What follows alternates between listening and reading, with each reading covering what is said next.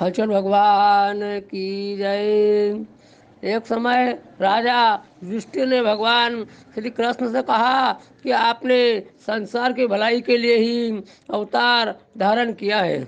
इस समय सुभद्रा और द्रौपदी अपने पुत्रों के मरने से शोकग्रस्त है तथा अभिमन्यु की स्त्री उत्तरा का भी गर्भ भी अश्वत्थामा के ब्रह्मास्त्र से खंडित हो गया है। माता पिता को संतान के बिना अत्यंत दुख है। अतः हे प्रभु, आप कोई ऐसा व्रत, दान अथवा उपाय बताइए जिसके जिससे कि माता पिता संतान शोक से दुखी न हो और उत्तम दीर्घायु तथा स्वस्थ संतान उत्पन्न हो। ये सुनकर भगवान कहने लगे कि हे राजन, मैं तुमको एक व्रत बतलाता हूँ। इसको नियम पूर्वक करने से खंडित गर्भ भी जीवित पा जाता है तथा संतान दुखी नहीं होता है। और राजा युधिष्ठिर के पूछने पर भगवान श्री कृष्ण जी ने कहा कि प्राचीन काल में सुभद्रा नाम का एक प्रसिद्ध राजा था। उसकी रानी का नाम सुवर्णा था और उनके एक हस्ती नाम का प्रतापी पुत्र था जिसने अपने नाम से हस्तिनापुर बसाई। वो राजपुत्र एक दिन धात्री के साथ गंगा जी में स्नान करने गया और गंगा जी में जल कीड़ा करने लगा। इतने ही में एक ग्रह उसे जल में खींच ले गया। यह सुनकर रानी सुवर्णा बहुत दुखी हुई और क्रोध में उसने धात्री के पुत्र को धधकती हुई अग्नि में डाल दिया। तदंतर राजा और रानी अपने अपने प्राण त्यागने को तैयार हो गई। वह धात्री भी अपने पुत्र शोक में किसी निर्जन वन में चली गई। वह धात्री वहाँ एक सुनसान मंदिर में शिवजी, पार्वती तथा गणेश जी की पूजा करने लगी।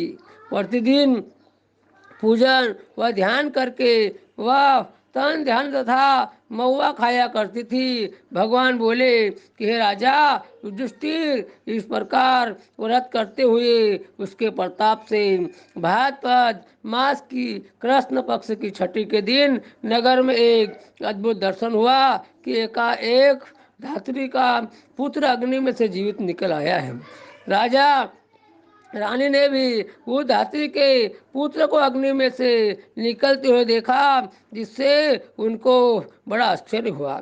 उन्होंने पंडितों से उसके जीवित बचे रहने के कारण पूछा तो इसका रहस्य बताने के लिए शिवजी की आज्ञा से दुर्वासा ऋषि वहाँ से आए। राजा ने दुर्वासा ऋषि को आया जानकर उनकी अगवानी करके अर्ध आदि से उनका पूजन किया तथा बारंबार नमस्कार करके धरती के पुत्र के जीवित निकलने का कारण पूछा। दुर्वासा ऋषि ने कहा, हे राजन, हे राजन, उस धात्री ने वन में जाकर नियम पूर्वक अति भक्ति भाव से भगवान शिव जी का स्वामी कार्तिकेय, पार्वती जी एवं गणेश जी का ध्यान पूजन स्मरण इत्यादि श्रद्धा सहित तथा नियम पूर्वक व्रत किया। और यह व्रत उस व्रत का ही प्रभाव है जिसके कारण धात्री का पुत्र जीवित ही मिल गया।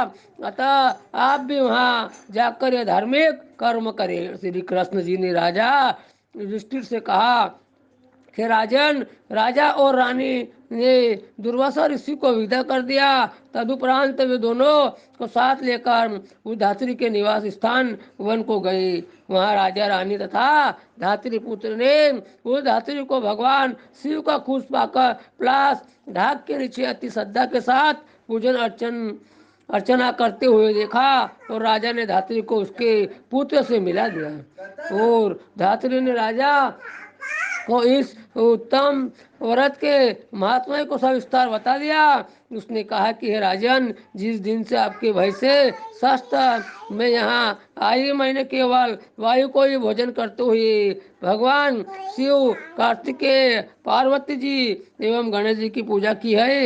एक दिन आधी रात के समय स्वप्न में भगवान शिव ने मुझे दर्शन दिया और कहा कि तेरा पुत्र जीवित हो गया है, क्योंकि तूने हमारा व्रत एवं एवं पूजन बड़ी श्रद्धा तथा भक्ति से किया है। यदि तुम्हारी रानी भी इसी तरह व्रत को विधि पूर्वक करे तो इसका पुत्र भी जीवित मिल जाएगा तथा और भी बहुत से पुत्र उत्पन्न होंगे।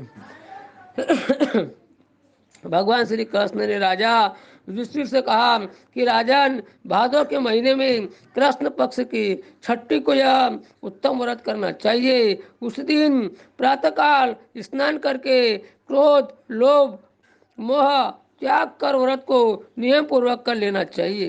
तब तक व्रती रहे, किसी जीव की भी हिंसा न करे। व्रत संपूर्ण करने के लिए चींटी आदि का मार्ग भी उल्लंघन न करें तथा दोपहर के समय मित्रों सहित पलाश, ढाक तथा कुशा के नीचे भगवान शिव, पार्वती, स्वामी कार्तिकेय तथा गणेश जी की मूर्ति स्थापित करके धूप, दीप, नैवेद्य आदि से विनम्र भक्ति भाव से पूजा करे और प्रार्थना करे कि हे सौम्य मूर्ति, पंचमुख शूलधारी, नंदी, संगी, महाकार्य आदि गणों से युक्त आप भगवान शिव को मैं साष्टांग नमस्कार करता हूँ। शिव हर कांता प्रकृति श्रेष्ठ हेतु सौभाग्यदायिनी गौरी और माता पार्वती को मैं नमस्कार करता हूँ। हे मयूर वाहन, हे क्रोच पर्वत को विदर्न करने वाले कुमार ईशा और स्कंद, आप स्वामी कार्तिकेय को बारंबार नमस्कार है। फिर एक दंत गणेश जी की अभ्यर्थना करे कि हे प्रभु, मूषक वाहन लंबोदर, आपको साष्टांग प्रणाम है। इस प्रकार इन चारों देवताओं की भली प्रकार पूजा करे। फिर ब्राह्मणों सहित गाजे बाजे से अपने घर को जावे। उस दिन समा के चावल का भोजन करे, दही, दूध, घी तथा मट्ठा विशेष रूप से खाए। श्री कृष्ण ने कहा कि हे राजन, जो स्त्री पुरुष इस व्रत को विधि से करता है वह पुत्र और पुत्रवान होकर सुखी होता है। धात्री की ऐसी बात सुनकर राजा रानी ने विधि पूर्वक इस व्रत को किया, जिसके प्रताप से वह राजपुत्र शीघ्र ही ग्रह के गले में निकलकर बोलने लगा कि यह चमत्कार देखकर राजा रानी ने भगवान शिव के चरणों में नमस्कार किया। इस व्रत के प्रभाव से राजा को और भी कहीं आयुष्मान पुत्र प्राप्त हुए तथा राज्य में अनावृष्टि, महामारी, दुर्भिक्ष आदि के उपद्रव दूर हो गए और राजा अनेक वर्षों तक निर्विघ्न राज्य करते रहे। श्री कृष्ण भगवान ने कहा कि युधिष्ठिर, यदि उत्तरा भी यह व्रत नियम पूर्वक करे तो उसके सब दुख दूर हो जाएंगे। भगवान के ऐसे वचन सुनकर राजा युधिष्ठिर कत्य कत्य हो गए और अश्वत्थामा द्वारा खंडित किया हुआ उत्तरा का गर्भ भी इस व्रत के प्रभाव से जीवित हो गया। इस व्रत के करने से वंश स्थिर होता है। इस प्रसंग को भगवान कृष्ण राजा युधिष्ठिर से कहा कि तथा दुर्वासा ऋषि ने राजा सुभद्र से कहा कि राजन, इस व्रत को करने के उपरांत फिर उसका शास्त्रोक्त रीति से उद्यापन करें। उद्यापन में सुवर्ण, महर्षि, गो और वस्त्र ब्राह्मणों को दान में दें।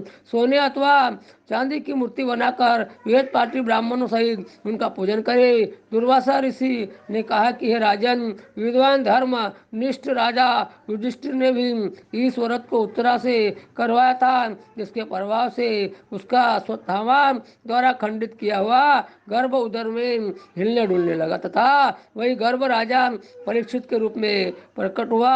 जो कोई मनुष्य यह उत्तम व्रत करता है उसके सब कार्य सिद्ध होते हैं, पुत्र पौत्रों की प्राप्ति होती है तथा शिवलोक में उसकी पूजा होती है। हलचल भगवान की जय। पंडित नंदन शर्मा, पिपली।